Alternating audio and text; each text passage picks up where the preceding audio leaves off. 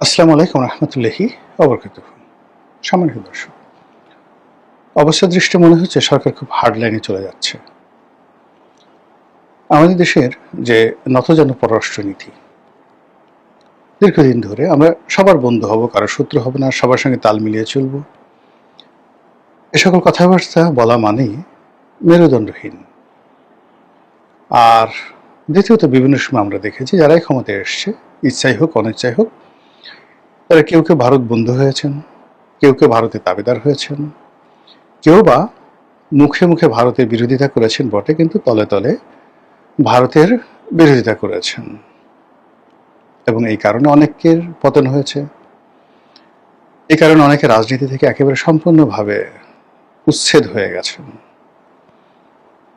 অনেকে জীবন দিয়েছেন। একে এক উদাহরণ দিই। ভারতের সাথে কোনো অবস্থাতেই শেরে বাংলাকে ফজলুল হকের যে সম্পর্ক, এটা খুব ভালো ছিল। এই কারণে পাকিস্তান রেজিমে তিনি কখনো রাজনীতিতে সাইন করতে পারেননি, ভারতের দালাল হওয়ার কারণে। তিনি একসময় কলকাতা সিটি কর্পোরেশনের মেয়র ছিলেন, অবিভক্ত বাংলার শিক্ষামন্ত্রী ছিলেন, প্রধানমন্ত্রী ছিলেন, আরো অনেক কিছু, কংগ্রেসের সভাপতি ছিলেন, তারপর মুসলিম লীগের সভাপতি ছিলেন, নিখিল ভারত মুসলিম লীগের, এবং একই সঙ্গে মানে কংগ্রেসেরও সভাপতি, মুসলিম লীগের সেক্রেটারি, অথবা কংগ্রেসের সেক্রেটারি মুসলিম লীগের সভাপতি। এরকম মানে জৌলুসপূর্ণ একজন সর্বভারতীয় রাজনীতিবিদ, যেটা ভারতে তৈরি হয়নি। আপনি কল্পনা করতে পারেন যে এখন যদি নরেন্দ্র মোদী তিনি হন বিজেপির সভাপতি এবং কংগ্রেসের সাধারণ সম্পাদক, কিংবা বাংলাদেশে ধরুন ওবায়দুল কাদের, তিনি যদি আওয়ামী লীগের সেক্রেটারি হন, একই সঙ্গে বিএনপির সভাপতি হন, বা তারেক রহমান সাহেব এখন বিএনপির সভাপতি, আওয়ামী লীগের সেক্রেটারি, এরকম যদি ঘটনা হয়, আপনি কেমন মনে করবেন? ঠিক সেম ঘটনাটা সর্বভারতীয় রাজনীতিতে শেরে বাংলাকে ফজলুল হকের সঙ্গে ঘটেছিল, এবং তার পলিটিক্যাল সেক্রেটারি বা প্রাইভেট সেক্রেটারি ছিলেন পণ্ডিত জওহরলাল নেহেরু। আর জওহরলাল নেহেরুর আগে জওহরলাল নেহেরুর বাবা মতিলাল নেহেরু কিন্তু তার প্রাইভেট সেক্রেটারি ছিলেন। সো এইরকম একটা লোক কেবলমাত্র ভারতের সাথে সম্পর্ক হওয়ার কারণে পাকিস্তান রাষ্ট্রে নিগৃহীত হয়েছেন, অপমানিত হয়েছেন, লাঞ্ছিত হয়েছেন। কিন্তু তারপর আবার পাকিস্তান যখনই বিপদে পড়েছে, সেটা 1954 হোক, 57-এ হোক, 58-এ হোক, বারবার এই বৃদ্ধ লোকটির কাছে তারা গিয়েছে, কিন্তু পাকিস্তান জমানায় তাকে দাঁড়াতে দেওয়া হয়নি। একইভাবে আমেরিকা প্রীতি থাকার কারণে পাকিস্তানেও নিগৃহীত হয়েছেন, আর ভারতে মারাত্মকভাবে নিগৃহীত হয়েছেন হোসেন শহীদ সোহরাওয়ার্দী।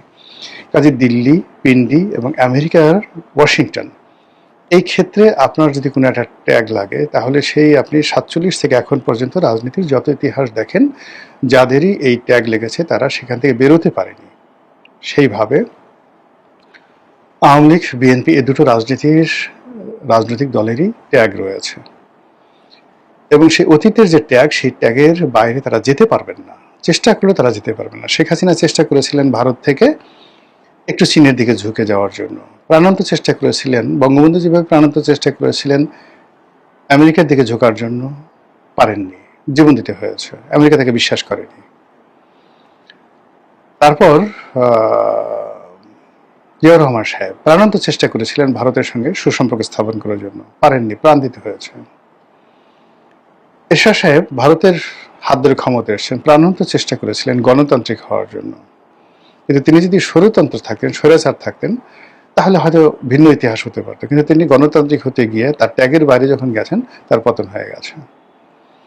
তো সেই ক্ষেত্রে এখন বিএনপি সরকার তার অতীতের যে ট্যাগগুলো আছে, তার সফলতা, তার ব্যর্থতা, এগুলোই তাকে তাড়িত করবে, এর বাইরে সে যেতে পারবে না। অর্থাৎ জিয়াউর রহমান সাহেব যে কাজগুলো করেছেন, বেগম জিয়া যে কাজগুলো করেছেন, যে কয়বার তারা সরকার পরিচালনা করেছেন, তখন তাদের যে লিগেসিগুলো ছিল, মানে যেগুলো সফলতা ছিল, এবার এসে তারাও ঠিক সেম সফলতাগুলো করতে পারবেন। এটা হলো নর্মাল ফেনোমেনা। আর দ্বিতীয়ত হলো যে ওই আগের আমলে তারা যে অপরাধগুলো করেছেন, অন্যায়গুলো করেছেন, ভুলগুলো করেছেন, ভ্রান্তিগুলো করেছেন, এগুলো তাদেরকে এবারও তারা সেই কাজগুলো করবে।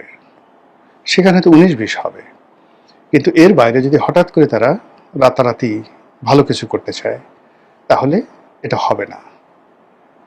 তো যেটা বলছিলাম যে বর্তমান সরকার এই 4 মাসে এসে সে আসলে স্থির হতে পারছে না।